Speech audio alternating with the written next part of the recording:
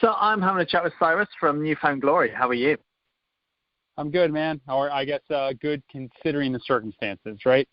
Yeah, no, absolutely. I'm sure we'll get onto that shortly, but let's start off because last time we had a chat, which was at Slam Dunk last year. Since then, you've only gone and announced a new album. Yeah, very much so.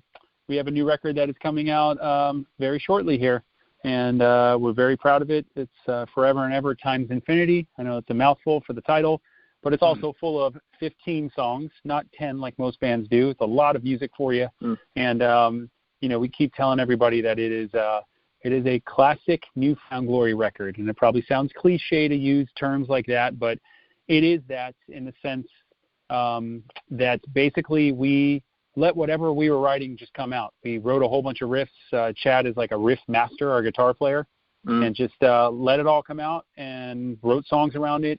No real filter, and you get a collection of 15 tracks. A lot of them are short, fast, to the point, and just kind of very energetic and what we do best.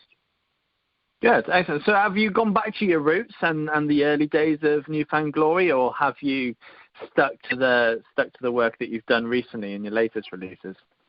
Yeah, I think we did go back to our roots. I mean, it's not like we sat there and analyzed every song and we made decisions, said, oh, we have to do it like this because this is what old Newfound Glory would do. But again, it's this album is very much based on riffs. Most of our music throughout all of our career has been like that, but it's very much based on riffs. And so you just kind of get a collection of riffs together and you make them into songs and maybe fill in the blanks here and there. But the one thing that very early on in the writing of this record that we all kind of like noticed and also just let it happen was things like a song structure that, without getting too, I guess, detailed with it, over the last 20 or so years of our band, when we started getting very popular and being like played on the radio and having big time producers work with us, there's this like idea of a pop song structure, and you kind of like follow these rules, or you're supposed to, because that's how your music's going to make sense to the most listeners.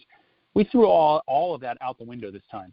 So for instance, the song Nothing to Say that we've already released to the public and people can listen to, it's a 2-minute song. I mean, 2 minutes is a very short song. There's not many songs out there that are that long, or that short, I should say.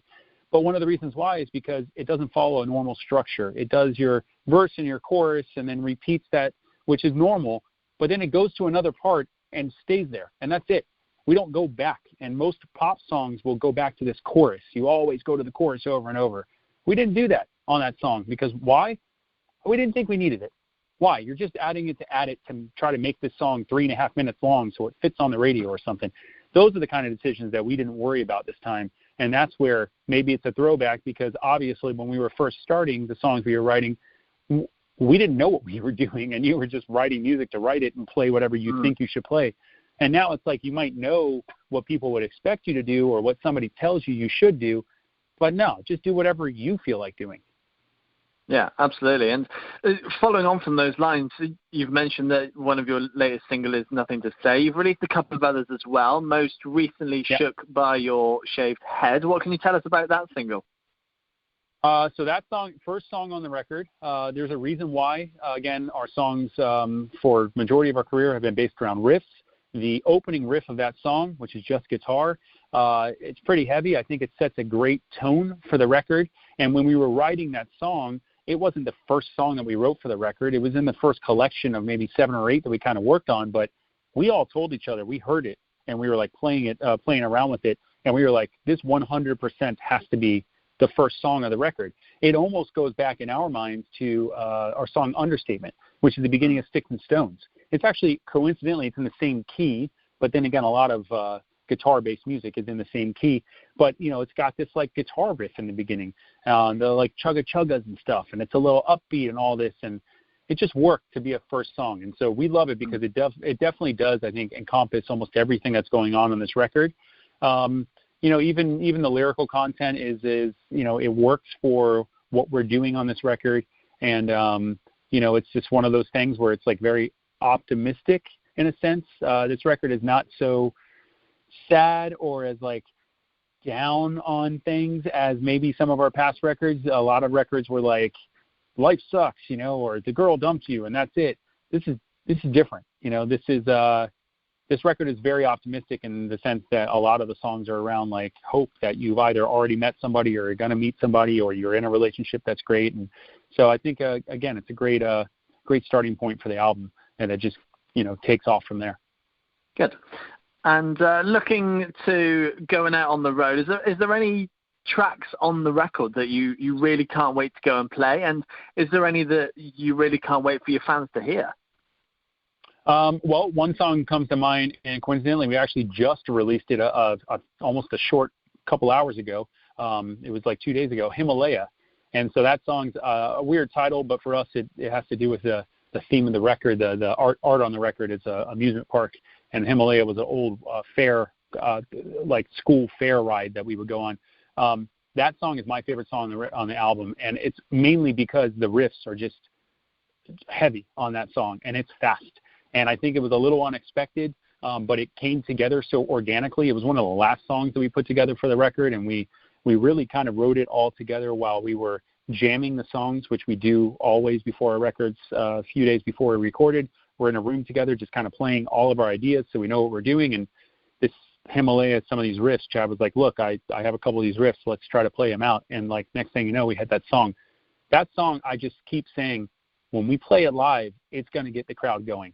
For whatever reason, if it's people that want to sing along or scream along, they got it. If it's people that want to mosh, they got it. Crowd surf or just enjoy a fast song, whatever. It's got everything. One of the coolest things I think about it, I think in that song is at the end, we have the return of Chad screaming like he did on a very small song of ours, All Downhill From Here. It's ironic. It's one of the biggest songs of our career. And people, I think, they always would make fun of us. When is Chad going to scream again? When are you going to bring back the screaming? When are you going to have the fast songs? And it's like, I think this answers all the questions. So, yeah, definitely can't wait to play Himalaya live.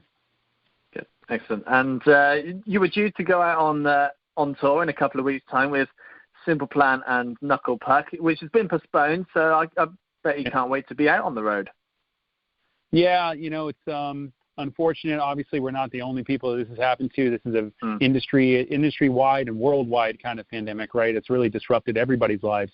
But yeah, it's very unfortunate for us because we haven't played a show in months, right? We recorded a record and we were kind of releasing or getting ready to release the record, so we were at home gearing up for all that. And then all this happened. And yeah, we had to postpone the tour. And the tour of Simple Plan and Knuckle Puck, we were looking forward to it because we know those bands, the Simple Plan guys, we've known forever. We played so many shows with them at festivals like Warped Tours and stuff, but we never toured with them. And it was just such a good fit. Both of our bands have been around for a long time. We've both built very, very good careers, and we have, a lot of albums that we can play and choose from.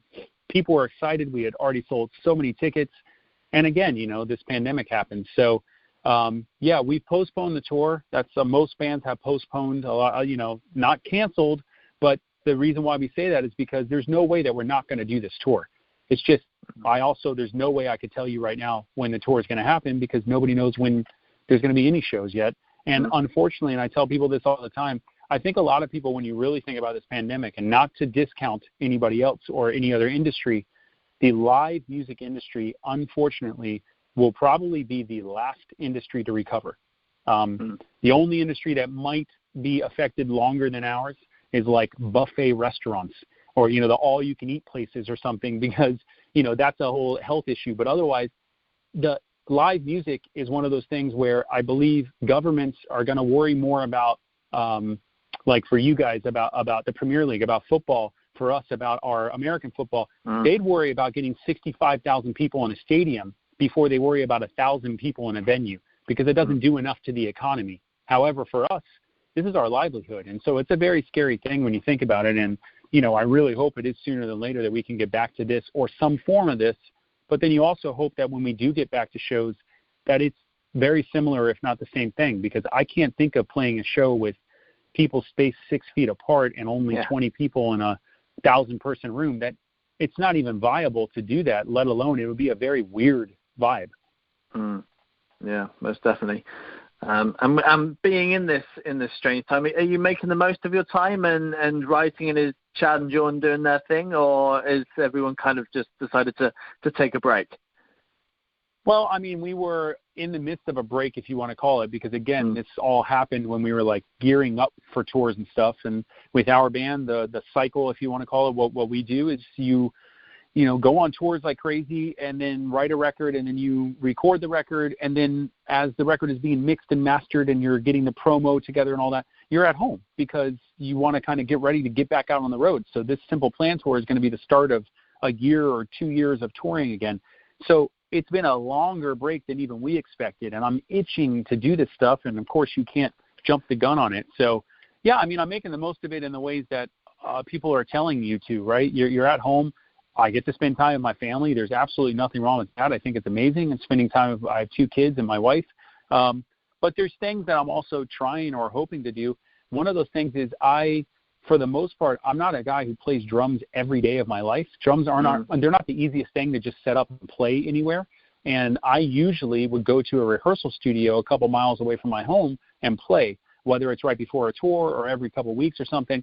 And that can't happen because it's closed. So it's forced me to figure out a different way to rehearse. One thing I'm doing specifically, I have a YouTube channel that I never really used in the past. I just had it existed so nobody else could use my name. And I finally started putting stuff up. And what I'm putting up is I have a lot of GoPro videos of myself playing. I started taking them just so I could see myself, maybe catch mistakes I was making or like bad form, almost like a sports person would do to analyze their own performance. But now it's like I'm sitting on all this footage. I might as well put it out there. And I'm starting to do that. And people are really enjoying putting things out like every Monday and trying to put out new songs every single week. So, things like that. Yeah, it's what everybody else is doing, right? It's just tailored to my industry. People say, find a new hobby. Well, maybe it's not a new hobby for me, but it's the YouTube stuff. Or I find myself going back and listening to old songs without even, like, thinking about it. I'm, like, listening to stuff I listened to when I was a kid or playing games, like old Nintendo games that I played when I was a kid. And maybe it's just because I long for that. And I think that's another thing that's shared no matter who you are. In a time like this of such uncertainty, it's nice to go back and try to forget it and just go back to times when you didn't have to worry about any of this, right? Yeah, definitely. Well, Cyrus, it's been great having a chat with you. Yeah, appreciate it. Thanks so much for having a chat, and hopefully see you in the UK in the future, and hopefully it's not too long.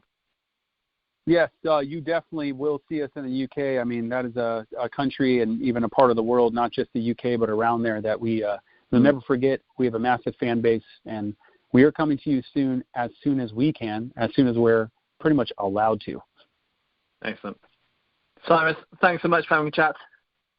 Yeah, no worries. You stay safe. Cheers. Thank you. All the best, and keep safe. All right. Cheers. Thank you. Have a good afternoon. Cheers. Bye.